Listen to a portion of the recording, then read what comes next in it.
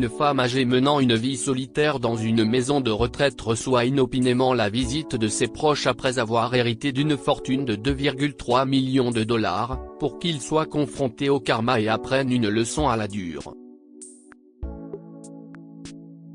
Lola Simpson est assise dans un fauteuil roulant, admirant le petit jardin par la fenêtre de sa chambre à la maison de retraite Big Arts. Une année de plus s'est écoulée, mais la vie de Lola n'a connu aucun changement important. Sa fille, Nathalie, et son gendre, Roger, ne répondent pas à ses appels et ne prennent pas la peine de venir la voir cette année encore. Il y a exactement 6 ans, alors que Lola avait 80 ans, sa santé a commencé à décliner. Elle avait besoin d'aide pour les tâches les plus essentielles et pouvait à peine se débrouiller seule. Lola avait toujours été une femme vive et joyeuse, mais qui pouvait vaincre les effets du vieillissement. Lorsque Nathalie a réalisé qu'elle devrait s'occuper de sa mère malade, elle l'a tout simplement mise à la porte pour qu'elle vive dans une maison de retraite, puis s'est installée dans la maison de sa mère avec son mari. À l'époque, Nathalie a promis avec beaucoup d'enthousiasme à Lola qu'elle lui rendrait souvent visite, mais année après année, Lola a continué à attendre et ni Roger ni Nathalie ne sont venus. Un jour, Lola était très contrariée. Elle avait un petit album de famille qu'elle avait apporté avec elle lorsqu'elle a été admise à la maison de retraite, et alors qu'elle regardait les photos d'elle et de Nathalie, ses larmes ne cessaient de couler. Une jeune infirmière nommée Marie a vu Lola pleurer et son cœur s'est serré pour la pauvre femme. « Madame Simpson, dit-elle en s'approchant d'elle. Puis-je vous aider? Est-ce que vous allez bien ?» Lola a secoué la tête, essuyant ses larmes. « Que dois-je te dire, ma chérie? Cette année, ma fille n'est pas revenue me voir.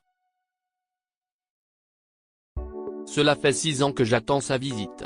Chaque année, mon cœur se demande si je ne perds pas mon temps à l'attendre. Va-t-elle seulement venir? » Marie soupire, ne sachant comment réconforter la femme âgée. Elle avait entendu l'histoire de Lola par les autres infirmières lorsqu'elle a commencé à travailler à la maison de retraite. Elle savait que la fille et le gendre de Lola l'avaient expulsée de chez elle et ne lui avaient jamais rendu visite. Elle devait faire quelque chose pour remonter le moral de Lola. Alors Marie a forcé un sourire et a dit, « Vous voyez, Madame Simpson, on dit que la patience porte toujours ses fruits. Je suis sûr qu'un jour votre vie va changer, et vous aurez tellement d'amour autour de vous. De plus, pleurer ne convient pas à une jolie femme comme vous. Allez, je veux voir un sourire sur ce magnifique visage. » Lola a rougi. « Oh, tu sais vraiment parler avec les mots, chérie. Je suis désolé de t'ennuyer avec tous mes problèmes. Mais tu sais quoi? Je me sens un peu mieux. Merci de m'avoir écouté. Ne vous inquiétez pas, Madame Simpson. Je suis là si jamais vous avez besoin de quelqu'un pour écouter vos soucis. En échange, je pourrais juste vous demander quelques conseils de beauté sur comment vous faites pour avoir une si belle peau, » dit-elle en plaisantant et Lola gloussa. « Je ne pense pas qu'une vieille âme comme moi puisse supporter davantage de flatteries. » Je me demandais si… Lola se mit à parler à Marie des choses qui lui passaient par la tête, ayant oublié tous ses soucis.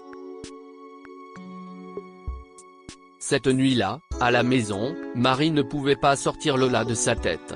Elle se sentait mal pour cette femme et avait dans un coin de sa tête une idée pour l'aider. Mais pour que cela fonctionne, elle devait d'abord en parler à son mari. « Josh, commence-t-elle pendant qu'il dîne. Je sais que nous avons beaucoup à faire avec une petite maison et 3 enfants dont nous devons nous occuper, mais il y a une femme à la maison de retraite où je travaille, et elle se sent vraiment seule. Je me demandais si nous pouvions l'accueillir chez nous. Josh abaissa sa fourchette et pinça les lèvres. On ne peut pas, chérie, a-t-il refusé catégoriquement. Nous avons déjà du mal à joindre les deux bouts. Cela nous mettrait dans une situation trop stressante. Mais, chérie, sa famille l'a mise à la porte. Elle n'a personne pour s'occuper d'elle. Bien sûr, les infirmières sont là, mais elle a envie d'une famille. Je ne te mets pas la pression, mais qu'est ce que vous avez dit? Qu'elle a été mise à la porte. Marie a hoché la tête. Et son gendre et sa fille ne lui ont jamais rendu visite après. Elle espère qu'ils viendront la voir un jour. Ça fait 6 ans qu'elle attend. Je doute qu'ils viennent. À ce moment-là, Josh a regretté d'avoir refusé d'aider Marie. Il s'est souvenu que sa mère était restée seule pendant ces derniers jours, car il était trop occupé à travailler pour subvenir aux besoins de sa famille et lui rendait rarement visite. Josh ne pouvait pas supporter l'idée que quelqu'un d'autre passe ces derniers jours dans un tel chagrin et une telle misère, il a donc accepté la demande de Marie. D'accord, il a soupiré. Je suppose que nous allons nous débrouiller d'une manière ou d'une autre. Après que la documentation ait été faite et que Lola soit venue chez Marie, Lola a eu l'impression de saisir une nouvelle chance dans sa vie.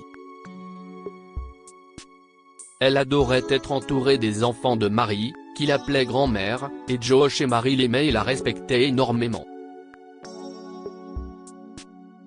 Lola a vécu dans la maison de Josh et Marie pendant plusieurs mois, et elle a oublié ses problèmes.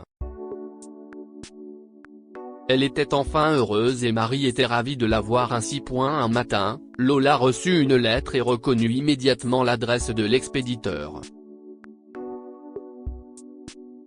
« Vous avez l'air vraiment heureuse, Madame Simpson. De quoi parle la lettre ?» lui demanda Marie en la voyant passer sa main doucement sur l'enveloppe de la lettre et en souriant. « Oh, si est-il de la part de quelqu'un de spécial, chérie. Juste une minute. » Lola a ouvert la lettre pour la lire et ses larmes ne se sont pas arrêtées. Il s'agissait d'une lettre l'informant qu'elle avait hérité de 2,3 millions de dollars de nul autre que son demi-frère aîné, Morgan, qui avait obtenu l'adresse de Marie par l'intermédiaire de l'avocat de Lola. Le problème, c'est que Morgan avait promis à leur mère qu'il s'occuperait toujours de sa jeune sœur, Lola. Malheureusement, il est resté longtemps alité, et maintenant que le médecin lui a dit qu'il n'avait plus que quelques mois à vivre, il a décidé de laisser son argent à Lola car il n'avait pas de famille à lui. Nathalie et Roger apprennent que Lola est devenue millionnaire après que l'avocat de Lola se soit rendu chez elle pour quelques formalités, pour apprendre qu'elle était dans un établissement de soins. Le couple a décidé de reprendre Lola, mais lorsqu'ils sont allés la chercher à la maison de retraite, ils ont appris que Lola avait quitté l'établissement depuis plusieurs mois. Mais où est-elle allée? Nathalie a demandé à la réceptionniste, confuse. La réceptionniste a glissé un bulletin vers elle et lui a dit « Elle est là où elle mérite d'être. Je te donne cette adresse pour que tu apprennes que ta mère n'a pas besoin de toi pour être heureuse. » Quand Nathalie et Roger sont arrivés chez Marie, ils ont fait semblant d'être les charmants proches qu'ils n'étaient pas. Mais Lola n'a rien voulu entendre et leur a claqué la porte au nez. « Je suis désolée, mais je ne vous connais pas », leur a-t-elle dit. « Ma fille et mon gendre ne laissent pas entrer les étrangers, alors partez s'il vous plaît. » Au final, Nathalie et Roger ont eu ce qu'ils méritaient, et Lola aussi. Grâce à Marie, elle a reçu un trésor inestimable, une famille aimante. En remerciement, Lola a décidé de laisser ses richesses à la famille de Marie après sa mort. Pendant ce temps, elle a poursuivi Nathalie et Roger, réclamant son droit à sa maison, et bien que le procès ait pris du temps, elle a gagné. À l'heure actuelle, Lola ne sait pas où sont Nathalie et Roger et elle s'en moque. Lorsque Morgane est décédée, Marie et Josh se sont occupés de l'organisation de ses funérailles. La santé de Lola va beaucoup mieux et elle est heureuse de la famille qu'elle a en Marie, Josh et leurs enfants.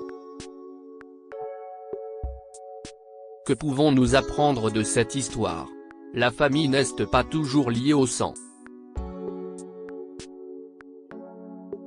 Le cœur de Marie est allé vers Lola, et bien qu'elle ait eu des difficultés, elle l'a accueillie alors que la fille biologique de Lola l'avait mise à la porte pour vivre dans un centre de soins. On ne peut pas semer les graines de l'amertume et espérer faire pousser une plante d'amour.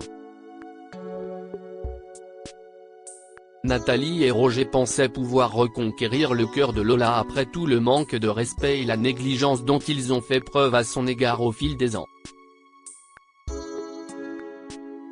Ils avaient tort et ont eu ce qu'ils méritaient. Partagez cette histoire avec vos amis. Elle pourrait égayer leur journée et les inspirer. Lire aussi, une vieille dame fait semblant d'être morte pour déterminer son héritier parmi ses enfants. L'histoire du jour. Abonnez-vous à Amomama sur Google News.